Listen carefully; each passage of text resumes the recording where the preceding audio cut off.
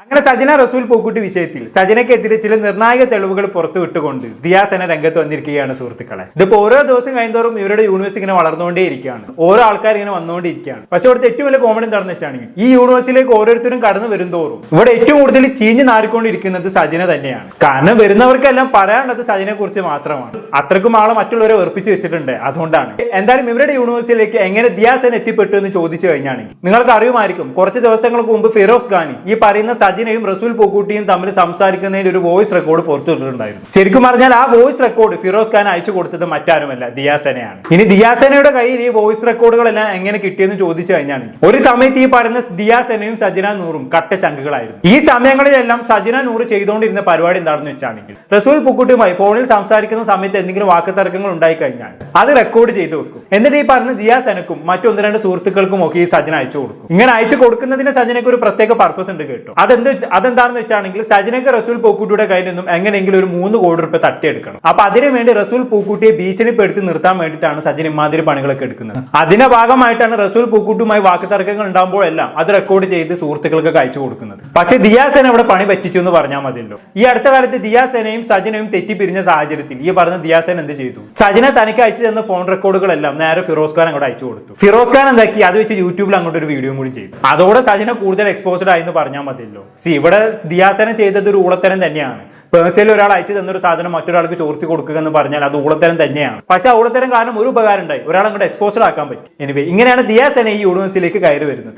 എന്തായാലും ഇങ്ങനെ ഫിറോസ് ഖാൻ ദിയാസന വോയിസ് റെക്കോർഡുകളെല്ലാം ചോർത്തി കൊടുത്തതോടെ ദിയാസനയാണ് ഈ ചോർത്തി കൊടുത്തത് എന്നുള്ള കാര്യം സജിന അറിഞ്ഞു. അതോടെ സജിന ചെയ്ത പരിപാടി എന്താണ്, ഇന്നലെ മറുനാടൻ മലയാളി എന്ന് പറഞ്ഞ ചാനൽ കൊണ്ടുപോയി സജിന ഒരു ഇന്റർവ്യൂ കൊടുത്തിട്ടുണ്ടായിരുന്നു. ഒരു 2 മണിക്കൂറുകൊണ്ട് അടുത്ത് നീണ്ടു നിൽക്കുന്ന ഒരു ഇന്റർവ്യൂ. ആ ഇന്റർവ്യൂവിൽ മൊയ്നീളം റസൂൽ പൂക്കുട്ടിയെ കുറിച്ചും ഫിറോസ് ഖാനെ കുറിച്ചുമാണ് സജിന സംസാരിക്കുന്നത്. പക്ഷെ അതിനടുക്ക് സജിന എന്ത് ചെയ്തെന്ന് അറിയോ, ദിയാസനക്കെതിരെ ഒരു അലിഗേഷൻ വെച്ചു. എന്താണ് അലിഗേഷൻ? തന്റെ വീട്ടിൽ സുഹൃത്തുക്കളെ വിളിച്ചു കയറ്റി ദിയാസന MDMA ഉപയോഗിച്ചു പോലും, തന്നെ ഉപയോഗിക്കാൻ പ്രേരിപ്പിച്ചു പോലും. വളരെ ഗുരുതരമായിട്ടുള്ള ഒരു ആരോപണമാണ്. എന്തായാലും ഇങ്ങനെ ഒരു ആരോപണം പുറത്തു വന്നതിന് പിന്നാലെ ഇന്നലെ ഒരു ദിവസം മൊത്തം ദിയാസന എയറിലായിരുന്നു എന്ന് പറഞ്ഞാൽ മതിയല്ലോ. അങ്ങനെ ഇരിക്കാണ് ദിയാസന കാര്യങ്ങൾക്ക് വ്യക്തത നൽകിക്കൊണ്ട് ചില തെളിവുകൾ പുറത്തു വിട്ടുകൊണ്ട് ഇന്നലെ രാത്രി രംഗപ്രവേശനം ചെയ്തിരിക്കുന്നത്. നമുക്ക് എന്തായാലും ദിയാസനയ്ക്ക് എന്താണ് ഇതുമായി ബന്ധപ്പെട്ട് പറയാനുള്ളതെന്നുള്ളതൊന്ന് കണ്ടു നോക്കാം. ഇനി സംഭവത്തിലേക്ക് കടക്കുന്നതിന് മുമ്പ് ആരാണ് സജിന, ആരാണ് ഫിറോസ് ഖാൻ, ആരാണ് റസൂൽ പൂക്കുട്ടി എന്ന് അറിയാത്തവർക്കാണ് ചെറുതായിട്ടൊന്ന് പറഞ്ഞുതരാം. ഈ പറയുന്ന സജിനയും ഫിറോസ് ഖാനും തമ്മിൽ ഭാര്യയും ഭർത്താക്കന്മാരായിരുന്നു. അങ്ങനെ ഇരിക്കെ ഈ സജിനയുടെ അവീത കാമുകനാണ് ഈ പറയുന്ന റസൂൽ പൂക്കുട്ടി എന്ന് പറയുന്നത്. അത്രമാത്രം ജസ്റ്റ് മനസ്സിലാക്കി വെക്കുക.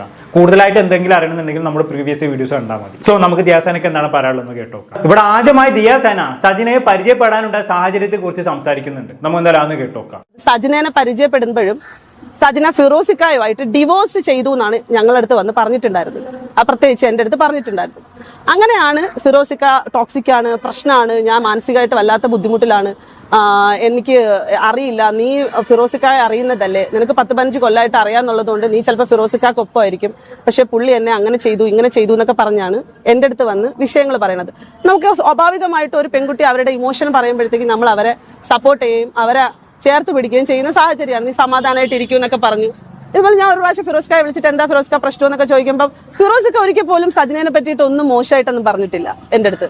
അപ്പൊ ഞാൻ വിചാരിച്ചു ഇത് ഇവരെന്തായാലും ഡിവോഴ്സ് ആയി, ഇനി വേറെ പ്രശ്നമില്ലല്ലോ എന്ന് വിചാരിച്ചിരിക്കുമ്പോഴാണ് സജിനയ്ക്ക് റസൂൽ പൂക്കുട്ടിയായിട്ട് റിലേഷൻഷിപ്പ് ഉണ്ടാവുന്നത്. റസൂൽ പൂക്കുട്ടിയാണ് സജിനയുടെ കാമുകൻ എന്ന് സജിന എന്നോട് പറയാണ്. എന്റെ അറിവിലെ സജിന മോനെ മോനെ, ചക്കരെ ചക്കരെ, മുത്തേ മുത്തേ എന്ന് വിളിച്ച് നടക്കുന്ന ഒരു പാവ ഒരു ലേഡിയാണ്. സാധാരണ എല്ലാവരുടെ അടുത്തും വന്ന് ഭയങ്കര പാമ്പറിങ്ങിലൊക്കെ സംസാരിക്കുന്ന ഒരു ലേഡി ആയിട്ടാണ് ഞാൻ സജിനേനെ കാണുന്നത്. എനിക്ക് ഏകദേശം ഒരു 1.5 വർഷമായിട്ട് സജിനേനെ വളരെ ക്ലിയർ കട്ടായിട്ടും ഈ അടുത്ത് വന്ന് താമസിക്കാൻ ഇവിടെ വന്നിട്ടും 1.5 വർഷമായിട്ടേ ഉള്ളൂ. അങ്ങനെയാണ് അറിവ്. കാരണം ഈവനിങ്ങിലൊക്കെ തിരുവനന്തപുരത്ത് ഇറങ്ങുമ്പോൾ വേറെ ഫ്രണ്ട് സർക്കിളിലും പല സർക്കിളിലുമായിട്ട് സജിനേനെ കണ്ടിട്ടുണ്ട്, അങ്ങനെ അറിയാം. അപ്പം സജിനയും ഈ പറഞ്ഞ റസൂൽ പൂക്കുട്ടിയായിട്ട് റിലേഷൻഷിപ്പ് ആയ സമയത്ത് ഒരുപാട് പ്രശ്നങ്ങൾ ഉണ്ടായിട്ടുണ്ട്. അതായത് സജിന അറ്റംപ്റ്റിന് ശ്രമിക്കുന്നു. ഇത് കാരണം റസൂൽ പൂക്കുട്ടി എന്റെ ഫോണിലേക്ക് കോൾ ചെയ്യുന്നു, എത്രയും പെട്ടെന്ന് ഒന്ന് ചെല്ലാവോ, ഒന്ന് സജിനേനെ ഹെൽപ്പ് ചെയ്യാവോ എന്നൊക്കെ ചോദിക്കും. ഞങ്ങൾ ചെല്ലുമ്പോൾ അറ്റംപ്റ്റിന് ശ്രമിക്കുന്നുണ്ടാവും. അവളെ കൊണ്ട് ഹോസ്പിറ്റലിൽ പോയിട്ടുണ്ട്. അവൾക്ക് മാനസിക പ്രശ്നമുണ്ട് എന്ന് അയാൾ എൻ്റെ അടുത്ത് പറഞ്ഞിട്ട് ഞാൻ അവളെയും കൊണ്ട് ശ്രീകാര്യത്ത് നമ്മുടെ കിരൺ ഡോക്ടറിന്റെ ട്രീറ്റ്മെന്റിന് അവളെ കൊണ്ടുപോയിട്ടുണ്ട്. അതായത് എന്നിട്ട് അവൾ വന്ന് പറയും പിറ്റേ ദിവസം, എടി ഞാൻ വെറുതെ ഇക്കായെ പേടിപ്പിക്കാൻ വേണ്ടിയിട്ട് ചെയ്തതാ കേട്ടോ, ഇതൊക്കെ എനിക്ക് വേറെ പ്രശ്നമൊന്നുമില്ല, എന്നാലേ ഞാൻ വരച്ച വരയിൽ നിക്കോളെന്നൊക്കെ പറയുമ്പോൾ ഞാൻ പറയും നീ എന്തുവാ ഇങ്ങനെയൊക്കെ ആവുന്ന, ടോക്സിക് ആവുന്ന, എന്തിനാ ഇങ്ങനെയൊക്കെ എന്നൊക്കെ പറഞ്ഞ് നൈസായിട്ട് ആ വിഷയങ്ങളെ എടുത്തിട്ട് സിമ്പിളായിട്ട് അങ്ങ് വിട്ട് കളയുമായിരുന്നു. കാരണം കുറച്ച് കഴിയുമ്പോഴത്തേക്ക് പിന്നെ ചക്കരെ മുത്തേ ഇക്കു മുത്തേ തേനെ എന്നൊക്കെ പറഞ്ഞ് സംസാരിക്കണ കാണുമ്പോൾ നമ്മൾ ഇത്തരം പ്രൈവസിയിൽ ഇടപെടേണ്ട എന്ന് വിചാരിച്ചിട്ട് ഞങ്ങൾ വിട്ട് കളയുന്നു. ഇങ്ങനെയാണ് ഇവരുടെ ബന്ധത്തിന് തുടക്കം എന്ന് പറയുന്നത്. ഇതിന് പിന്നാലെയാണ് ചില പ്രശ്നങ്ങൾ കാരണം ഈ പറയുന്ന സജനയും ദിയാസനയും തമ്മിൽ തെറ്റുന്നതും അതിന് പിന്നാലെ ദിയാസന സജന തനിക്ക് അയച്ച വോയിസ് റെക്കോർഡ് ഫിറോസ് ഖാന് ചോർത്തി കൊടുക്കുന്നതും. ഇതുവരെ കാര്യങ്ങൾ നിങ്ങൾക്ക് ക്രിസ്റ്റൽ ക്ലിയർ ആയി കാണുമെന്ന് വിചാരിക്കുന്നു. ഇനി ഈ പറയുന്ന സജന ദിയാസനക്കെതിരെ ഒരു ആരോപണം ഉന്നയിച്ചിട്ടുണ്ടായിരുന്നല്ലോ. എന്താണ് ആ ആരോപണം? ദിയാസന തന്റെ വീട്ടിൽ കുറച്ച് കൂട്ടുകാരെ കൊണ്ടുവന്ന് MDMA ഉപയോഗിച്ചു എന്നുള്ളത്. അതിന് മറുപടിയായിട്ട് ദിയാസന സജനെ വെല്ലുവിളിക്കുന്നുണ്ട്. നമ്മൾ എന്തായാലും ആ വീഡിയോ ഒന്ന് കണ്ടുനോക്കാം. ഞാൻ സജനനെ വെല്ലുവിളിക്കുകയാണ്. സജനന്റെ അടുത്ത് ഞാൻ MDMA ആയിട്ട് ബന്ധപ്പെട്ടിട്ടുള്ള എന്തെങ്കിലും സാധനങ്ങൾ ഞാൻ പറയുന്നതോ അല്ലെങ്കിൽ എന്റെ ബേസിസിൽ ആരെങ്കിലും ചെയ്യുന്നതോ ആയിട്ടുള്ള കാര്യങ്ങൾ സജന പ്രൂവ് ചെയ്യണം. ഞാൻ ചലഞ്ച് ചെയ്യുന്നു. ഞാൻ ജനങ്ങളോട് ചലഞ്ച് ചെയ്യാണ്. ഇനി ഞാൻ വന്ന് സജന പറഞ്ഞപ്പോൾ തിരിച്ച് ചലഞ്ച് ചെയ്യുന്നതല്ലല്ലോ ഞാൻ ചെയ്യേണ്ട കാര്യം. ഞാൻ നിങ്ങളടുത്ത് ചലഞ്ച് ചെയ്യാണ്. എന്റെ ജീവിതം എന്നോട് ചോദ്യചിഹ്നമാക്കിയത് ഞാനൊരു MDMA ഉപയോഗിക്കുന്ന ആളാണോ ഡീലറാണോ എന്ന രീതിയിലാണ്. അതും ഒരു മാനസിക നില തെറ്റി ഭ്രാന്ത് പിടിച്ച് എന്ത് ചെയ്യണമെന്ന് പറഞ്ഞാൽ ഒരു സ്ത്രീ വന്ന് എന്തൊക്കെയോ വിളിച്ചു കൂവിയപ്പോ എനിക്കിപ്പോ അത് അങ്ങനെയല്ലേ പറയാൻ പറ്റുള്ളൂ. അവര് മാനസിക രോഗികളെ പോലെയാണ് അവരുടെ പെരുമാറ്റം. ഇടയ്ക്ക് ചിരിക്കും, അവരെന്തൊക്കെയോ പറയും, എന്തൊക്കെയോ വിഡ്ഢിത്തരങ്ങൾ പറയുന്നു. അവരുടെ ഇന്റർവ്യൂസുകളോ എല്ലാം ഞാൻ കണ്ടു. നിങ്ങളെ മുമ്പിൽ ഞാൻ ചലഞ്ച് ചെയ്ത് പറയുന്നത്, ഞാൻ എന്റെ മുടിയോ മലമോ മൂത്രമോ ഒക്കെ ടെസ്റ്റ് ചെയ്തുകൊണ്ട് വന്ന് റിപ്പോർട്ടാന്ന് പറഞ്ഞ് കാണിച്ചു കഴിഞ്ഞാൽ നിങ്ങൾ ഇരുന്നോണ്ട് പറയും എന്താണെന്ന് അറിയാവോ, ഇതെനിക്ക് വിശ്വസിക്കാൻ പറ്റില്ല എന്ന് പറയും. കാരണം ഞാൻ സമൂഹത്തിൽ പ്രതികരിക്കുന്ന പെണ്ണാണ്. ഞാൻ കുറച്ച് അഹങ്കാരിയാണ്, ഞാൻ കുറച്ച് തന്റേടിയാണ്. അപ്പം നിങ്ങൾക്ക് എന്നെ ഉൾക്കൊള്ളാൻ ഭയങ്കര ബുദ്ധിമുട്ടായിരിക്കും. അപ്പൊ ഞാൻ കൊണ്ടുവരുന്നതൊക്കെ ഫേക്കാന്ന് പറയും, ഫേക്ക് അലിഗേഷൻസ് വെക്കും. ഞാൻ നിങ്ങളോട് ചലഞ്ച് ചെയ്യുന്നു. നിങ്ങൾ ആര് വേണമെങ്കിലും എന്നെ ചോദ്യം ചെയ്ത മനുഷ്യരോടാണ് ഞാൻ പറഞ്ഞത്. നിങ്ങൾ ആര് വേണമെങ്കിലും എന്റെ അടുത്ത് വന്നോളൂ. എന്റെ വീട് കൗടിയാർ ഗോൾഫിൻസ് റോഡിന്റെ അവിടെയാണ്. PPD ഫ്ലാറ്റിന്റെ പുറകിലാണ് ഞാൻ താമസിക്കുന്നത്. നിങ്ങൾ അവിടെ വന്ന് ആരോട് ചോദിച്ചാലും എന്റെ അപ്പാർട്ട്മെന്റ് കാണിച്ചു. ഓക്കെ, അഡ്രസ് അടക്കം ആള് വിളിച്ച് പറയുന്നുണ്ട് അല്ലേ? അതും കോൺഫിഡന്റോട് കൂടി വിളിച്ച് പറയുന്നുണ്ട്. എനിവേ ഇത്രയും പറഞ്ഞ സ്ഥിതിക്ക് എനിക്ക് ദിയാസനോട് പറയണത്, നിങ്ങൾ MDMA ഉപയോഗിച്ചിട്ടില്ല എന്ന് നിങ്ങൾക്ക് പൂർണ്ണ ബോധ്യം ഉണ്ടെങ്കിൽ, പൂർണ്ണമായ ഉറപ്പുണ്ടെങ്കിൽ നിങ്ങൾ ആരും പേടിക്കേണ്ട ആവശ്യമില്ല. നിങ്ങൾ ഈ ധൈര്യത്തോടുകൂടി മുന്നോട്ട് പോവുക. അല്ല എന്നുണ്ടെങ്കിൽ ഉറപ്പായും നിങ്ങൾ പെടും. ഏതെങ്കിലുമൊക്കെ വഴിക്ക് നിങ്ങൾ MDMA ഉപയോഗിച്ച കാര്യം പുറത്തു വരും, ആരെങ്കിലുമൊക്കെ പുറത്തു കൊണ്ടുവരും. അന്നേരം നിങ്ങൾ ഈ പറഞ്ഞ കാര്യങ്ങളെല്ലാം നിങ്ങൾക്ക് വിനയായിട്ട് മാറും. അല്ല, സോഷ്യൽ മീഡിയന്റെ ഒരു രീതി അറിയാവുന്നതുകൊണ്ട് ഞാൻ പറഞ്ഞെന്നുള്ളൂ കേട്ടോ. ഇനി ഇതെല്ലാം കഴിഞ്ഞ് റസൂൽ പൂക്കുട്ടി ദിയാസനയോട് സംസാരിക്കുന്നതിന് ഒരു വോയിസ് റെക്കോർഡ് ദിയാസന പുറത്തു വിടുന്നുണ്ട്. വളരെ നിർണായകമായിട്ടുള്ള ഒരു വോയിസ് റെക്കോർഡാണ്. അതിൽ റസൂൽ പൂക്കുട്ടി പറയുന്നുണ്ട്, ഞാൻ സജന നൂറിന് 40 ലക്ഷത്തോളം രൂപ കൊടുത്തിട്ടുണ്ട് എന്നുള്ളത്. നിങ്ങൾ എന്തായാലും ആ വോയിസ് റെക്കോർഡ് ഒന്ന് കേട്ടോ. ഞാൻ ആൾറെഡി അവൾക്ക് എന്റെ അക്കൗണ്ടിൽ നിന്ന് 40 lakhs 39,00,000 പൈസ കൊടുത്തിട്ടുണ്ട്. So far from 23 September onwards almost 40 lakhs. അത് കൂടാതെ ഡയമണ്ട് റിങ്, മോതിരം, വാച്ച്,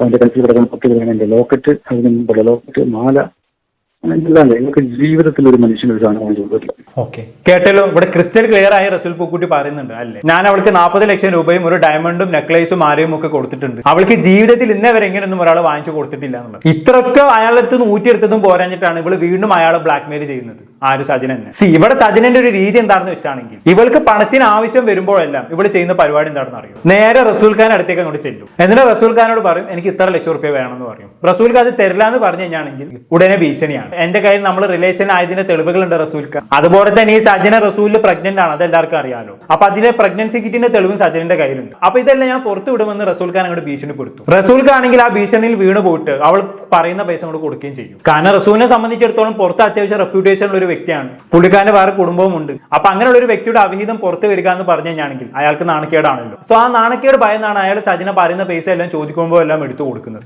അങ്ങനെ ഇരിക്കുകയാണ് ഒരു ദിവസം ഈ പറഞ്ഞ റസൂൽ പൂക്കുട്ടിയും സജനയും തമ്മിൽ ഒരു വാക്കുതർക്കം ഉണ്ടായ സമയത്ത് റസൂൽ പൂക്കുട്ടി ഒന്ന് പേടിപ്പിക്കാൻ വേണ്ടി സജന ഇൻസ്റ്റാഗ്രാമിൽ ഒരു പോസ്റ്റ് ഇട്ടതാണ്. ഞങ്ങൾ തമ്മിൽ 4 വർഷം റിലേഷൻഷിപ്പിലാണ്, ഞങ്ങൾ കല്യാണം കഴിക്കാൻ പോകണമെന്ന് പറഞ്ഞുകൊണ്ട്. കുറഞ്ഞ സമയം മാത്രമേ ആ പോസ്റ്റ് സജനന്റെ അക്കൗണ്ടിൽ ഉണ്ടായിട്ടുള്ളൂ. പക്ഷെ ആ പോസ്റ്റ് സജനയ്ക്ക് വിനയായി മാറി എന്നുള്ളതാണ്. അവിടുന്ന് തുടങ്ങിയതാണെല്ലാം. ഇപ്പൊ അതാ സജനന്റെ എല്ലാ നാരത്തരങ്ങളും പുറത്തു വരുന്ന അവസ്ഥയിലേക്ക് എത്തിയ കാര്യങ്ങൾ. താൻ കുഴിച്ച കുയിൽ താൻ വീഴാന്ന് കേട്ടില്ല. അതെന്നെ സംഭവം. എന്തായാലും ഇതോടുകൂടി റസൂൽക്കാർക്ക് സമാധാനമായി കാണും. കാരണം ഇത്രയും കാലം സജന പൈസ പിഞ്ഞുകൊണ്ടിരുന്നത് നമ്മുടെ റിലേഷൻഷിപ്പ് പുറത്തുവിടും, ഞാൻ പ്രഗ്നന്റ് ആയ കാര്യം പുറത്തുവിടും എന്നൊക്കെ പറഞ്ഞുകൊണ്ടായിരുന്നല്ലോ. ഇനിയിപ്പോ അത് നടക്കൂലല്ലോ. കാരണം എല്ലാ കാര്യങ്ങളും പുറത്തായില്ലേ. ഇനിയിപ്പോ എന്തും പറഞ്ഞ് റസൂൽ ഖാനെ സജന ഭീഷണിപ്പെടുത്തു. അതുകൊണ്ട് തന്നെ ഇനിയിപ്പോ കുറച്ച് ചീഞ്ഞ് നാളേലും വേണ്ടില്ല, റസൂൽ ഖാക്ക് സമാധാനമായിട്ട് നടക്കാം. ഇനി റസൂൽ ഖാന്റെ ഭാര്യയുടെ ഇപ്പോഴത്തെ അവസ്ഥയെ കുറിച്ച് റസൂൽ ഖാൻ ദിയാസനയോട് സംസാരിക്കുന്ന ഒരു വോയിസ് റെക്കോർഡ് ദിയാസന പുറത്തു വിട്ടിട്ടുണ്ട്. നമ്മളെന്തായാലും കേട്ടോക്കാം. എന്റെ വൈഫിന് തീരെ സുഖമില്ലാതായി, ഇന്നലെ സ്കാനിങ് ചെയ്തപ്പം ബ്രെയിനിന് കംപ്രഷൻ ആയിട്ടുണ്ട്. അത് സീരിയസ് ആണ്.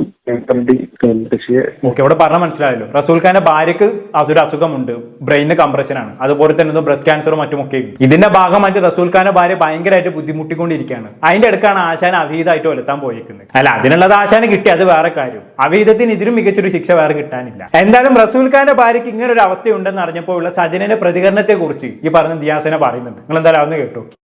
അവളെ ഫോൺ വിളിച്ചപ്പോഴത്തേക്ക് ഞാൻ പറഞ്ഞു, നീ ഇങ്ങനെ ചെയ്യരുത്, നീ ഇങ്ങനെ റസൂൽ പൂക്കുറ്റി പറഞ്ഞു അയാളുടെ ഭാര്യയ്ക്ക് നീ മെസ്സേജ് അയച്ചു എന്ന്, അപ്പം നീ അത് ചെയ്യരുത്, അവർക്ക് ബ്രെയിൻ ട്യൂമർ ബ്രസ്റ്റ് ക്യാൻസർ ആയിട്ടൊക്കെ ഇരിക്കുന്ന ഒരു സ്ത്രീയാണ്, അവർക്ക് എന്തെങ്കിലും പറ്റിപ്പോയി കഴിഞ്ഞാൽ നീ അതിന് സമാധാനം പറയേണ്ടി വരും സജന, നീ ഇങ്ങനെയൊന്നും ചെയ്യില്ല, നീ എത്രയും പെട്ടെന്ന് ഇങ്ങ് വാന്ന് പറഞ്ഞു അവളെ കാല് പിടിച്ചിട്ട് ഞങ്ങൾ വിളിക്കുക അവളെ. അപ്പൊ അവൾ എന്റെ അടുത്ത് പറയാണ്, എനിക്ക് അവര് മരിച്ചാലും വേണ്ടൂല, എനിക്ക് എന്റെ ജീവിതം സേഫ് ആക്കിയാൽ മതി, എനിക്കിപ്പം ഷാദിത്തയുടെ കാര്യം അറിയേണ്ട കാര്യമില്ലാന്ന്. ആലോചിച്ച് നോക്കണം, ഒരു ഭാര്യ ഉള്ള ഒരാള് അയാള് വേറൊരാളിന്റെ അടുത്ത് റിലേഷൻഷിപ്പ് വയ്ക്കുന്നു. ഈ സ്ത്രീ ആ ഭാര്യയായിട്ടുള്ള ആ സ്ത്രീക്ക് ഒരു കൺസേണും കൊടുക്കാതെ അവര് ചത്താലും കുഴപ്പമില്ല, അവര് ചാവണമെന്നുള്ളതാണ് അവളുടെ ആഗ്രഹം, എന്നിട്ട് അവൾക്ക് അയാളുടെ ലൈഫിൽ കയറി പോകണമെന്ന്. എങ്ങനെയാണ് ഒരു സ്ത്രീ എന്നുള്ള നിലയിൽ എനിക്ക് ഈ ഒരു വിഷയത്തെ ഉൾക്കൊള്ളാൻ പറ്റുന്നത്? ഒരിക്കലും ഉൾക്കൊള്ളാൻ പറ്റൂല. സ്ത്രീ എന്നല്ല, മനുഷ്യനായിട്ടുള്ള ഒരാൾക്കും ഇത് ഉൾക്കൊള്ളാൻ പറ്റൂല. അല്ലെങ്കിൽ പറയുന്നത് ചെറ്റത്തരല്ലേ. ഒരുത്തന്റെ ഭാര്യ ചത്തിട്ടായാലും വേണ്ടി എനിക്ക് അയാളുടെ ജീവിതത്തിൽ കയറി പറ്റിയാൽ മതി എന്നൊക്കെ ചിന്തിക്കാന്ന് പറഞ്ഞാൽ അത് എന്തൊരു തരം ടോക്സിക് ചിന്താഗതിയാണ് എന്ന് ആലോചിച്ച് നോക്കിക്കേ. ഇവളൊക്കെ എങ്ങനെയാണ് മനുഷ്യനെന്ന് വിളിക്കാൻ പറ്റുക? എനിക്ക് മനസ്സിലാവുന്നില്ല. ഏതൊരാൾക്കും ഒരു മനുഷ്യന് രോഗം വരിക എന്ന് പറഞ്ഞാണെങ്കിൽ മനസ്സൊന്നും അലിയൂലേ? ഇതിന് ആ ഒരു മനസ്സലിവ് പോലും ഇല്ല എന്നാണ് ഞാൻ ആലോചിക്കുന്നത്. ഇവിടെ സജനയെ സംബന്ധിച്ചിടത്തോളം റസൂൽ പൂക്കുട്ടിയെ കിട്ടിക്കഴിഞ്ഞാണെങ്കിൽ നല്ല സുഖമാണല്ലോ. ഇയാളുടെ കയ്യിൽ പൂത്ത കാശ് ഉണ്ട്, കുറെ സിനിമ വർക്കൊക്കെ എടുത്തിട്ട് ഇയാൾ കുറെ പൈസ വെച്ചിട്ടുണ്ടല്ലോ. അപ്പൊ ഇയാൾ എങ്ങനെ കല്യാണം കഴിക്കാൻ പറ്റിക്കഴിഞ്ഞാണെങ്കിൽ ശിഷ്ടകാലം ഇയാൾ അങ്ങോട്ട് ഊറ്റി ജീവിക്കാമല്ലോ. അതായിരുന്നു സജനന്റെ പ്ലാൻ എന്ന് പറയുന്നത്. പക്ഷെ അത് സജനയുടെ പ്രവർത്തനം കാരണം തന്നെ അടപടലും മൂഞ്ചി എന്ന് പറഞ്ഞാൽ മതിയല്ലോ. അന്ന് സോഷ്യൽ മീഡിയയിൽ അങ്ങനെ ഒരു പോസ്റ്റ് ഇട്ടോണ്ട് നിങ്ങളൊന്ന് ആലോചിച്ച് നോക്കി. അന്ന് അങ്ങനെ ഇട്ടിട്ടില്ലായിരുന്നെങ്കിൽ ഇന്ന് ഇപ്പോഴും സജന അയാളെ മൂഞ്ചിപ്പിച്ച് നടന്നേനെ. അതാണ് പറഞ്ഞത്, എപ്പോഴും എല്ലാ കാലവും എല്ലാവരും മൂഞ്ചിപ്പിച്ച് നടക്കാമെന്ന് വിചാരിക്കരുത്. കർമ്മ എന്ന് പറഞ്ഞൊരു സാധനമുണ്ട്, അത് കൃത്യസമയത്ത് പ്രവർത്തിക്കേണ്ടടുത്ത് പ്രവർത്തിക്കും. അതിന്റെ ഉദാഹരണമാണ് ഇപ്പൊ നമ്മൾ സജനയിൽ കണ്ടത്. സജന ചെയ്തതിനെല്ലാം ഇപ്പൊ സജനക്ക് തന്നെ തിരിച്ചടി കിട്ടിക്കൊണ്ടിരിക്കുകയാണ്. ഇനി എങ്ങനെയാണ് ഈ പറഞ്ഞത് ദിയാസനയും സജനയും തമ്മിൽ തെറ്റുന്നത് എന്നതിനെ കുറിച്ചുള്ള ദിയാസനയുടെ വേർഷൻ ദിയാസന പറയുന്നുണ്ട്. നമ്മൾ എന്തായാലും കേട്ടോക്കാം. അവള് പറഞ്ഞല്ലോ MDMA പേരിലാണ് അവളടുത്ത് പിണങ്ങിയെന്ന്. ഒരിക്കലും അല്ല. ഈ വിഷയം പറഞ്ഞപ്പോഴത്തേക്ക് ഞാൻ ആദ്യം അവളെ തെറി വിളിച്ചു. നല്ല വൃത്തിക്ക് തന്നെയാണ് ഞാൻ തെറി വിളിച്ചത്. എനിക്ക് അതിനകത്ത് ഇതൊന്നും തോന്നുന്നില്ല. ഒരു സ്വന്തം ഭാര്യ ഒരാള് മരിച്ചു കഴിഞ്ഞാൽ ആ സ്ഥാനത്തേക്ക് വരണം, മരിച്ചാലേ എനിക്ക് അതിന് സൗകര്യം കിട്ടുള്ളൂ എന്ന് പറഞ്ഞ ഒരു സ്ത്രീയെ ഞാൻ ഇതുവരെ കണ്ടിട്ടില്ല. അതൊന്ന്. രണ്ടാമത്തെ, ഞാൻ അപ്പോഴും പറഞ്ഞപ്പോ തന്നെ ഞാൻ ഇരുന്നോണ്ട് പറഞ്ഞു, ഇത് ഫിറോസൊക്കെ വല്ല അറിഞ്ഞാലുണ്ടല്ലോ, ഞാൻ ഇപ്പോഴാണ് അറിയുന്നത് നിങ്ങൾ ഡിവോഴ്സ് ആയിട്ടില്ല എന്നുള്ളത്. ഡിവോഴ്സ് ആവാതെ നീ ഇത്തരം വിഷയങ്ങൾ ചെയ്തുകൊണ്ടിരിക്കുമ്പോൾ ഇത് ഫിറോസൊക്കെ വല്ല അറിഞ്ഞാലുള്ള ഭവിഷ്യത്തിനെ പറ്റി നീ ആലോചിച്ച് നോക്കിയിട്ടുണ്ടെന്ന് വെച്ചാൽ പറയണേന്. എനിക്ക് അവനെ പറ്റിയിട്ട് ഒരു ചുക്കും അറിയേണ്ട കാര്യമില്ല. അവൻ എന്റെ കുഞ്ഞിനെ അബ്യൂസ് ചെയ്തു എന്നുള്ളത്, അതായത് കുഞ്ഞിനെ അബ്യൂസ് ചെയ്തു എന്ന് ഫിസിക്കലി പറഞ്ഞ് ഞാൻ കേസ് കൊടുക്കും അവനെതിരെന്ന് അവൾ എന്റെ അടുത്ത് പറഞ്ഞതാണ്. ഞാൻ മൈനറായി നിൽക്കുന്ന സാഹചര്യങ്ങൾ അവിടെ നിലനിൽക്കുന്നത് കൊണ്ട് തന്നെ ഈ സ്ത്രീ എന്റെ അടുത്ത് പറഞ്ഞ ഈ വിഷയത്തെ ഞാൻ വളരെ ഗൗരവമായിട്ട് കാണുകയും എനിക്ക് ആകെ ഷോക്കാവുകയും ഞാൻ മാനസികമായിട്ട് നല്ല ബുദ്ധിമുട്ടാവുകയും നല്ല രീതിയിൽ ചീത്തവിളിയെന്ന് മാത്രമല്ല, ഞാനാകെ ഷോക്കായിട്ട് ഞാൻ തരിച്ചിരുന്നു പോയി. അതുവരെ മോനെ മോനെ മോനെ മോനെ മോനെ എന്ന് വിളിക്കുന്ന ഒരു സജനയാണ് എനിക്ക് അറിയുന്നത്. ഒന്ന് ആലോചിക്കണം, സ്വന്തം കുഞ്ഞിനെയാണ് അവൾ എന്റെ അടുത്ത് ഇത് പറയുന്നത്. ഇത് കേട്ടവരും അറിഞ്ഞവരും ഇതേ വർത്താനം പറഞ്ഞവരും ഉണ്ട്. വേണമെന്നുണ്ടെങ്കിൽ സീക്രട്ട് എന്റെ സായിയുടെ അടുത്ത് നിങ്ങൾ ചോദിച്ചു നോക്കി, ഇതേ കാര്യം അവന്റെ അടുത്ത് പറഞ്ഞിട്ടുണ്ട്. ഇപ്പൊ പോലും ഞാൻ CWCക്ക് ഫിറോസിക്കാക്കെതിരെ വേറൊരു 17 വയസ്സായ ഒരു കുട്ടിക്ക് എതിരെ വെച്ച ഒരു അലിഗേഷൻ ഉണ്ട്. അതിനെതിരെ ഞാൻ പരാതി കൊടുക്കാൻ വേണ്ടി പോവാണ്. അത് തെളിയിക്കണം. ഇല്ലെന്നുണ്ടെന്നുണ്ടെങ്കിൽ സജന പൊതുസമൂഹത്തിന്റെ മുമ്പിൽ വന്ന് അത്തരത്തിലുള്ള അലിഗേഷൻ നടത്തിയതിന് പറയണം. ഇനി ഞാൻ ഫൈറ്റ് ചെയ്യാൻ തന്നെയാണ് ഉദ്ദേശിച്ചത്. വളരെ നല്ല കാര്യം. ഇതിപ്പോ ഓരോ ദിവസം കഴിയുന്നതോറും സജനക്കെതിരെ ഫൈറ്റ് ചെയ്യുന്നവരുടെ എണ്ണം കൂടി വരാണല്ലോ സജന. നിങ്ങൾ ശ്രദ്ധിച്ചു, ഇപ്പൊ ഈ സജന ഫിറോസ് ഖാൻ റസൂൽ പൂക്കുട്ടി വിഷയവുമായി ബന്ധപ്പെട്ട് ഒരുപാട് ആളുകൾ ഇപ്പൊ രംഗത്ത് വന്നു കഴിഞ്ഞു. ദിയാസന വന്നു. അതുപോലെ തന്നെ പണ്ട് സജന ദുബായിൽ പോയ സമയത്ത് അവിടെ വേണ്ട കാര്യങ്ങളൊക്കെ ചെയ്തു കൊടുത്തൊരു യുവതി ഉണ്ടായിരുന്നു, അവർ നല്ല രംഗത്ത് വന്നു. അങ്ങനെ സജനവുമായി ബന്ധപ്പെട്ട് ഒരുപാട് ആളുകൾ ഇപ്പൊ രംഗത്ത് വന്ന് തുടങ്ങുന്നുണ്ട്. പക്ഷെ നിങ്ങളൊരു കാര്യം ശ്രദ്ധിച്ചു, ഈ രംഗത്ത് വന്ന ആളുകളെല്ലാം ഇന്നേ വരെ ഫിറോസ് ഖാനെതിരെ ഒരു അക്ഷരം മിണ്ടിയിട്ടില്ല. അവർക്കെല്ലാം പറയാനുള്ളത് സജനയെ കുറിച്ച് മാത്രമാണ്. ഫിറോസ് ഖാനെതിരെ ഇവിടെ ആകെ സംസാരിക്കുന്നത് സജന മാത്രമാണ്. ബാക്കിയുള്ള എല്ലാവരും ഫിറോസിനെ കുറിച്ച് ഒരു അക്ഷരം മിണ്ടുന്നില്ല. അതിൽ തന്നെ മനസ്സിലാക്കാൻ പറ്റില്ല സജിനയുടെ തനി ഗുണം എന്താണെന്നുള്ളത്. ഇവിടെ പ്രശ്നം എന്താണെന്ന് വെച്ചാണെങ്കിൽ ഈ സജിന താനുമായി ബന്ധപ്പെട്ട് നിൽക്കുന്ന എല്ലാവരും നല്ലോണം വേർപ്പിച്ചിട്ടുണ്ട്. നല്ലോണം എന്ന് പറഞ്ഞാൽ ജീവിതം തന്നെ കുളം തോടുന്ന രീതിയിൽ വേർപ്പിച്ചിട്ടുണ്ട്. അത് കാരണം അവരെല്ലാവരും സജിനക്കെതിരെ സംസാരിക്കുന്ന ഒരു അവസരം കിട്ടാൻ വേണ്ടി കാത്തിരിക്കുകയായിരുന്നു. അങ്ങനെ ഒരു അവസരം വീണ് കിട്ടിയപ്പോൾ എല്ലാവരും കൂടി അങ്ങോട്ട് രംഗത്ത് വന്നു. അതാണ് ഇപ്പോൾ ഉണ്ടായത്. ഇതിൽ നിന്ന് നമ്മൾ മനസ്സിലാക്കേണ്ട വലിയൊരു പാഠം എന്താണ്? ജീവിച്ചിരിക്കുന്ന കാലത്ത് ആരും വെറുപ്പിക്കാതിരിക്കുക. അങ്ങനെ വെറുപ്പിക്കാൻ നിന്ന് കഴിഞ്ഞാണെങ്കിൽ നമ്മൾ ഒരു കുഴിയിൽ വീണ് കിടക്കുന്ന സമയത്ത് നമ്മൾ വെറുപ്പിച്ചവർ ആരാണോ അവരെല്ലാവരും നമുക്കെതിരെ തിരിയും. അന്നേരം നമുക്കൊന്ന് എഴുന്നേൽക്കാൻ പോലും പറ്റില്ല. സജനന്റെ അവസ്ഥ അതാണല്ലോ. ഒന്ന് എഴുന്നേറ്റ് വരുമ്പോഴേക്കും അടുത്ത ആൾ വന്ന് ചവിട്ടിയിടും, വീണ്ടും എഴുന്നേൽക്കുമ്പോഴേക്കും വേറെ എവിടെയെങ്കിലും അടുത്ത ആൾ വന്ന് ചവിട്ടും. ഇതാണ് സജനന്റെ അവസ്ഥ. ഇനിയെങ്കിലും മാനവും മര്യാദക്ക് ജീവിക്കാൻ നോക്ക് സജന. എനിവേ, ഇനി ഇതെല്ലാം കഴിഞ്ഞ് ഈ പറയുന്ന ദിയാ സെനയും ആൻ മറിയ അഥവാ അന്നമ്മ എന്ന് പറയുന്ന സജനയുടെ മറ്റൊരു ഫ്രണ്ടും അതേപോലെ റസൂൽ പൂക്കുട്ടിയും തമ്മിൽ സംസാരിക്കുന്ന ഒരു കോൾ റെക്കോർഡ് പുറത്തു വിടുന്നുണ്ട്. നമ്മൾ എന്തായാലും ആ കോൾ റെക്കോർഡിന്റെ ചില ഭാഗങ്ങളൊന്ന് കേട്ടോക്കാം. ഹലോ, ഇക്ക എവിടെയാ? ഞാനിപ്പോ സ്റ്റുഡിയോയിലാണ്. ഇയാള് പിന്നെ ഉമ്മയ്ക്ക് സുഖമില്ലെന്ന് പറഞ്ഞിട്ടുള്ള സംഭവം ഭയങ്കര ഒച്ചപ്പാടും ബഹളമൊക്കെ ആയിരുന്നു. ബ്രീത്ത് ചെയ്യാൻ പറ്റാണ്ടായി, ഭയങ്കര ആങ്സൈറ്റി ആയി. അങ്ങനെ ഞാൻ ടിക്കറ്റ് 10:15 ഫ്ലൈറ്റിന് ടിക്കറ്റ് ബുക്ക് ചെയ്തായിരുന്നു. അങ്ങനെ കൊണ്ടുപോകുന്ന വഴിക്ക് ഡോക്ടറെ കാണിക്കാനായിട്ട് വഴിക്ക് കൊണ്ടിറക്കി. അവിടെ കക്ഷിക്ക് നിൽക്കാൻ പറ്റാത്ത തരത്തിൽ മറിഞ്ഞു വീണ് റോഡിൽ ആൾക്കാരെല്ലാം കൂടെ കൂടി അവിടെ നിന്ന് പൊക്കി എടുത്തൊരു കസേരയിൽ ഇരുത്തി ഡോക്ടറെ അവിടേക്ക് വിളിച്ചു വരുത്തി, നടു റോഡിൽ വിളിച്ചു വരുത്തി BP ഒക്കെ ചെക്ക് ചെയ്തപ്പോൾ കക്ഷിക്ക് ആങ്സൈറ്റി ആണെന്ന് പറഞ്ഞ് അവിടെ നിന്ന് ഒരു ഇഞ്ചക്ഷൻ കൊടുത്തു. അവിടെ നിന്ന് തിരിച്ച് ഞങ്ങൾ പൊക്കിയെടുത്ത് വീട്ടിൽ റൂമിൽ സ്റ്റുഡിയോ കൊണ്ടുവന്നിട്ടുണ്ട്. 6:30 ഫ്ലൈറ്റിലേക്ക് ട്രിവാൻഡ്രത്തേക്ക് ബുക്ക് ചെയ്തിട്ടുണ്ട്. പിന്നെ എൻ്റെ വീട്ടിൽ മൊത്തം പ്രശ്നങ്ങളാണ്. അല്ല, ഇപ്പൊ സാറിന്റെ അടുത്തുണ്ടോ അവള്? എൻ്റെ അടുത്തുണ്ട്, പക്ഷെ നിങ്ങൾ സംസാരിക്കണ്ട. ഇല്ല, ഞങ്ങൾ സംസാരിക്കില്ല. നിങ്ങൾ സംസാരിക്കണ്ട, പക്ഷെ നിങ്ങൾ തിരുവനന്തപുരത്ത് കക്ഷി വരുമ്പോൾ നിങ്ങൾ പോയി കാണണം. കണ്ടിട്ട് ഇല്ല സാർ, നോ നോ സാർ, ഞങ്ങൾ ഇനി ഒരു രീതിയിലും കണക്റ്റഡ് ആവില്ല sir. I am really sorry sir. നിങ്ങൾ എങ്ങനെ ഡീൽ ചെയ്യണമെന്നോ എന്തെന്നൊന്നും നമുക്ക് അറിഞ്ഞൂടാ. ഞാനാവില്ല. എന്നാ വെച്ചാൽ ദിയയ്ക്ക് അയച്ച വോയിസ് മെസ്സേജിലുണ്ട് ഇക്കായ്ക്ക് എന്നോട് ദേഷ്യമാണെന്ന് പറഞ്ഞത്. അപ്പൊ അങ്ങനെയുള്ളടത്ത് പിന്നെ നമ്മൾ ഇക്കായ്ക്ക് വേണ്ടി പോലും ഞാൻ ഒന്നും ചെയ്യുന്നില്ല. കാരണം കഴിഞ്ഞ പ്രശ്നത്തില് ഇക്ക എന്നെ തെറ്റിദ്ധരിച്ച്, ഇക്ക ഒരു കാര്യം മനസ്സിലായി, കഴിഞ്ഞ പ്രശ്നത്തില് എന്നെ തെറ്റിദ്ധരിച്ച് ഇക്ക പറഞ്ഞെന്നാണ് പറയുന്നത് ഞാനാണ് കുഴപ്പങ്ങൾ ഉണ്ടാക്കിയെന്ന്. അത് അങ്ങനെയാണോ ഇക്ക? അങ്ങനെയാണോ എനിക്ക് അറിയത്തില്ല. നിങ്ങൾ എല്ലാവരും കൂടി മാനിപ്പുലേറ്റ് ചെയ്ത് വെച്ചേക്കുന്ന കാര്യങ്ങൾ എനിക്ക് അറിയത്തില്ല. ഇത് അറിഞ്ഞിട്ട് എന്റെ അമ്മ ബോധം കെട്ട് വീണ് ഈ ഹോസ്പിറ്റലിൽ കൊണ്ടുപോയി ഞങ്ങൾ തിരിച്ചു കൊണ്ടുവരുന്ന സമയം. ഓക്കെ, സജനന്റെ ഫ്രണ്ട് ആയിട്ടുള്ള ആൻ മരിയ അഥവാ അന്നാമ്മ എന്ന് പറഞ്ഞ പെണ്ണിന്റെ വോയിസ് ആണ് നമ്മളിപ്പോ കേട്ടത്. ഈ പെണ്ണ് പറയുന്നത് എന്താണ്? സജനെ അങ്ങോട്ട് സഹായിക്കാൻ ചെന്നതാണ്. ലാസ്റ്റ് സജന എന്താക്കി? ഇവളങ്ങ് കുറ്റക്കാരിയാക്കി മാറ്റി. എല്ലാ പ്രശ്നങ്ങളും ഇവളുടെ തലയിൽ അങ്ങോട്ട് ചാർത്തി കൊടുത്തു. ഇതറിഞ്ഞ് ഈ അന്നാമ്മ എന്ന് പറയുന്ന പെണ്ണിന്റെ അമ്മ വരെ ഹോസ്പിറ്റലിലായി എന്നുള്ളതാണ്. അതാണ് ഞാൻ തൊട്ടു മുമ്പ് പറഞ്ഞത്. സജനവുമായി ബന്ധപ്പെട്ട് കിടക്കുന്ന എല്ലാവരും സജനെ വെറുപ്പിച്ചുകൊണ്ടിരിക്കുകയാണ്. അതുകൊണ്ടാണ് ഈ ഒരു അവസരത്തിൽ ഓരോരുത്തരായി സജനക്കെതിരെ ഇങ്ങനെ രംഗത്ത് വന്നുകൊണ്ടിരിക്കുന്നത്. എന്തായാലും മാക്കൂടെ കേട്ടോക്കാം. പറയട്ടെ അന്നമ്മ, ഞാൻ അങ്ങനെയല്ല പറഞ്ഞിട്ടുള്ളത്. ഞാൻ പറഞ്ഞിട്ടുള്ളത് കഴിഞ്ഞ തവണ ഇവള് പോയൊരു കുരുക്കിൽ ചാടിയപ്പോഴ് അന്നമ്മ എന്റെ നല്ല സുഹൃത്ത്, എന്റെ സുഹൃത്താണ്, എന്റെ നല്ലത് മാത്രം ആഗ്രഹിക്കുന്ന ആൾ. ഇവ എപ്പോഴും അന്നമ്മയെ എന്റെ അടുത്ത് ജസ്റ്റിഫൈ എങ്ങനെയാണ്? നിങ്ങൾ പറയുന്ന അവള് കേൾക്കില്ല, അവൾ എന്റെ സുഹൃത്താണ്, അവൾ എന്റെ നല്ലത് മാത്രമേ നോക്കത്തുള്ളൂ. അപ്പൊ ഞാൻ പറഞ്ഞു, നിന്റെ നല്ലത് മാത്രം നോക്കുന്ന നിന്റെ സുഹൃത്താണ്, കറക്റ്റാണ്, നിന്റെ നല്ലത് നോക്കുള്ളൂ. പക്ഷേ നമ്മളൊരു കുഴിയിൽ ചാടുമ്പോൾ നെല്ലും പതിരും പറഞ്ഞു കൊടുക്കണ്ടേ? നെല്ലും പതിരും പറഞ്ഞു കൊടുത്തായിരുന്നോ നമ്മളോടൊന്ന് ചോദിച്ചു നോക്കേ. ഇവള് മറ്റുള്ളവരുടെ അടുത്ത് പറഞ്ഞത്, ഞാൻ വേറൊരു കാര്യം കൂടെ, അല്ല ഒരു മിനിറ്റ്, നെല്ലും പതിരും പറഞ്ഞു കൊടുത്തായിരുന്നോ എന്ന് ചോദിച്ചു നോക്കിക്കേ. എന്നിട്ടും ഞാൻ അവളുടെ കൂടെ നിന്നിട്ട് ഇന്നിപ്പൊ ഞങ്ങൾക്ക് അയച്ച മെസ്സേജ് എന്താണെന്നറിയോ? ഇക്കാടെ കൂടത്തില് ഞങ്ങള് എന്താ പറയാ, അവൾക്ക് ആവശ്യമില്ലാത്ത കാര്യങ്ങള് എന്താ പറഞ്ഞു കൊടുത്ത് അവളെ ഞാൻ ഇക്കാനെയും കൂടെ തെറ്റിക്കുവാണ്, ഞാൻ മാനിപ്പുലേറ്റ് ചെയ്ത് ഞാൻ ഇക്കാനെയും അവളെയും കൂടെ തെറ്റിക്കാൻ വേണ്ടിയിട്ട് ഞാൻ പല കാര്യങ്ങൾ ചെയ്യുന്നു എന്ന് ഇവള് സ്പീക്കർ ഇട്ട് ഞങ്ങൾ പറഞ്ഞുകൊണ്ടിരുന്നപ്പോഴാണ് മമ്മിക്ക് വയ്യാണ്ടായത്. അറിയാവോ ഇക്ക?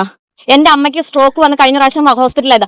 ഇനി ഞാൻ അവളുമായിട്ട് യാതൊരു ബന്ധവുമില്ല. കാരണം എനിക്കിനി നിങ്ങളുടെ ഇതിൽ ഇടപെട്ട് എനിക്ക് പഴി കേൾക്കാൻ വയ്യ. കാരണം എനിക്ക് എന്റെ ലൈഫുണ്ട്. ഞാൻ വളരെ സ്ട്രെയിറ്റ് ആയിട്ട്, അല്ല ഇക്ക ഒരു കാര്യം മനസ്സിലാക്കണം, 10 വർഷം ഞാൻ ഇൻഡസ്ട്രിയിൽ നിന്നല്ല, ഞാൻ വളരെ സ്ട്രെയിറ്റ് ആയിട്ട്. എന്റെ ഫാമിലി അങ്ങനെ അല്ല. ഇക്കായുടെ ഫാമിലി വലുതല്ലേ. എന്റെ ഫാമിലി, എന്റെ കസിൻസ് ഫുള്ളി ഇപ്പൊ വീട്ടിൽ വന്നിട്ടുണ്ട്. ഇക്കറിയോ, ദിയ സാക്ഷിയാണ്. എന്നെ എല്ലാവരും പറഞ്ഞു, ഒരു പ്രാവശ്യം നിന്നെ സജന ദ്രോഹിച്ചതാണ്, നീ എന്തിനു തിരിച്ചു കയറ്റിയെന്ന് പറഞ്ഞിട്ട് എന്റെ കസിൻസ് കോട്ടയത്തുനിന്ന് വരെ വന്നിട്ടുണ്ട്. അറിയാവോ? ഇവൾ എന്നോട് പറഞ്ഞെന്നറിയ, ഇപ്പൊ എന്റെ ലൈഫ് ഇടപെടരുതെന്ന്. പിന്നെ ഇവളുടെ ഉമ്മീനെ വിളിച്ചെന്ന്, ഇവൾ അവിടെ കിടന്ന് ഷാദിയത്തിനെ വിളിച്ച് ഞങ്ങള് തിരിച്ചു കേറി വാ പട്ടീനെ പോലെ പറഞ്ഞു. ഞാനും ദിയേം പറഞ്ഞു. ഇവള് കേൾക്കാണ്ടായപ്പോ ഞാൻ ഇവളുടെ ഉമ്മീനെ വിളിച്ചു. കാരണം എന്നാ, ഇവള് കാണിക്കുന്ന രീതി വെച്ചിട്ട് ഉമ്മയെങ്കിലും പറയുന്നത് കേട്ട് തിരിച്ചു വരട്ടെ എന്നും. പിന്നെ എന്റെ വീട്ടിൽ നിന്നാ പോയത്. ഇക്ക ഒരു കാര്യം മനസ്സിലാക്കണം, എന്റെ വീട്ടിൽ നിന്ന് അവിടെ പോയിട്ട് ഷാദിയത്തെ ഇവളും തമ്മിൽ, ഷാദിയത്തേക്ക് എന്ത് സംഭവിച്ചാലും ഇവക്ക് എന്ത് സംഭവിച്ചാലും എനിക്ക് മനസാക്ഷി എന്ന് പറഞ്ഞൊരു സംഭവമുണ്ട്.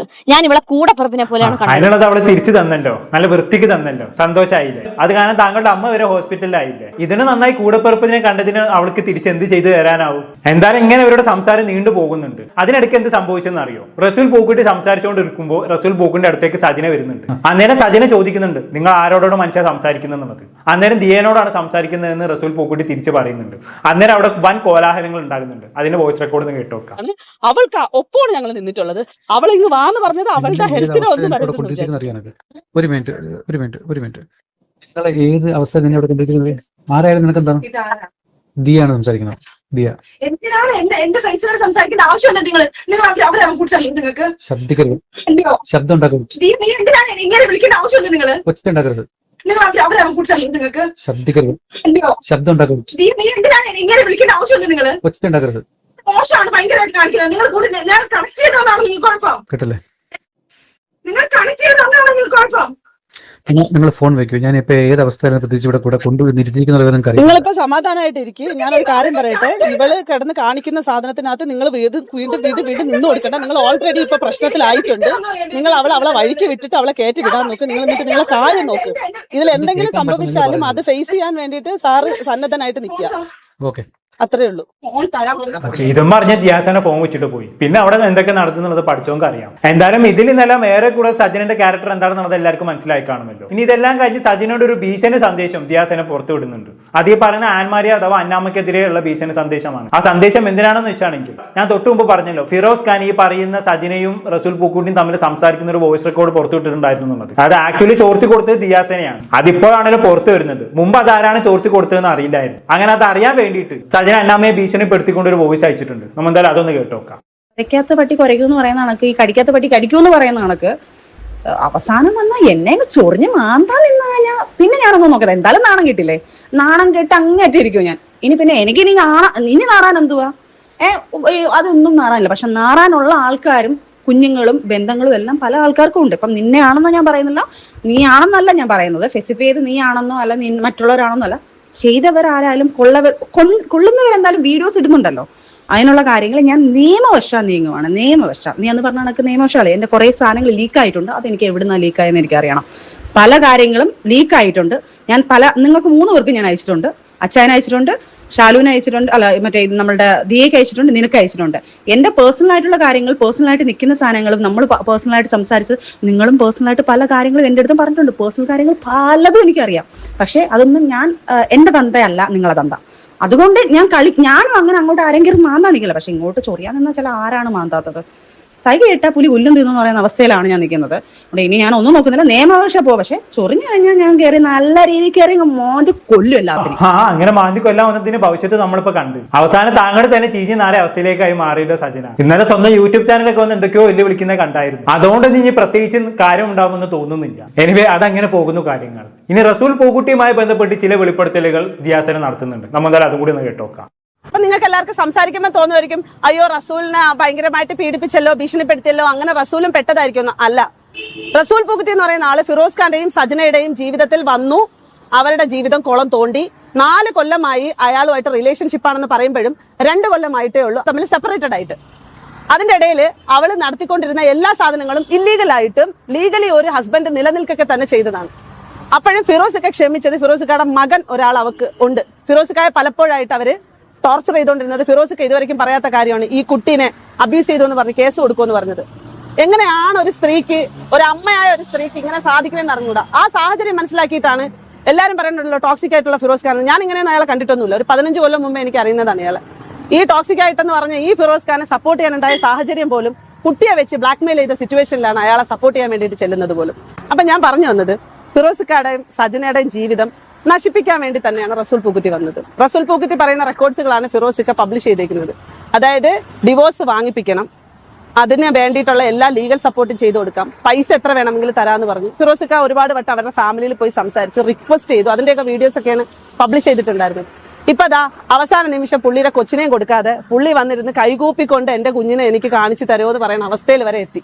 ആലോചിക്കണം. അപ്പൊ എത്രമാത്രം ടോളറേറ്റിംഗും ടോർച്ചറിംഗ് ആണ് ചെയ്യുന്നത്. ഞങ്ങൾക്ക് ആർക്കും അറിഞ്ഞുകൊണ്ടിരുന്ന സജനയ്ക്ക് പാസ്റ്റ് ഹിസ്റ്ററിയിൽ ഇതുപോലെ ഡയറക്ടറായിട്ടും പ്രൊഡ്യൂസറായിട്ടും മറ്റു ആളുകളായിട്ടൊക്കെ ഉള്ള ബന്ധമുണ്ടെന്ന്. ഒരു സ്ത്രീക്ക് എത്ര ബന്ധം ഉണ്ടെങ്കിലും അത് പ്രശ്നമില്ല. പക്ഷെ ആളുകളെ മാനിപ്പുലേറ്റ് ചെയ്തുകൊണ്ടാവരുത്. ഇനി ഞാൻ പറയാൻ പോകുന്ന വിഷയം എന്ന് പറയുന്നത്, ഇവര് എത്ര ആളുകളെ നിന്ന് കാശ് മേടിച്ചിട്ടുണ്ടെന്ന് അറിയോ? ഫിറോസിക്ക പറഞ്ഞിട്ടുള്ള പല പുരുഷന്മാരെ കയ്യിൽ നിന്നും ഇവര് കാശ് വാങ്ങി, ലക്ഷങ്ങള് കാശ് വാങ്ങി ബ്ലാക്ക്മെയിൽ ചെയ്ത് അവര് പേടിച്ചോടിയ കഥകൾ ഉൾപ്പെടെ. ഒരു പെണ്ണാണല്ലേ ഇത്? ഈ സോഷ്യൽ മീഡിയയിൽ വന്ന് അവരാധിക്കുന്ന പല ടൈപ്പ് ആൾക്കാരും കണ്ടിട്ടുണ്ട്. പക്ഷെ ഇങ്ങനെ ഒരു പെണ്ണിനെ ആദ്യമായിട്ടാണ് കാണുന്നത്. ഇവരുടെയൊക്കെ വലയിൽ വീണു പോകുന്ന അവരുടെ അവസ്ഥ അധോഗതിയാണ്, പറയാതെ വയ്യ. ഇവരൊന്നും ജീവിതത്തിൽ കാണാൻ പറ്റില്ല എന്ന് പ്രാർത്ഥിച്ചോളൂ. അതാണ് നമുക്ക് കിട്ടാവുന്ന ഏറ്റവും വലിയ ബ്ലെസ്സിംഗ് എന്ന് പറയുന്നത്. ബാക്കി കേട്ടോക്കെ എന്തായാലും.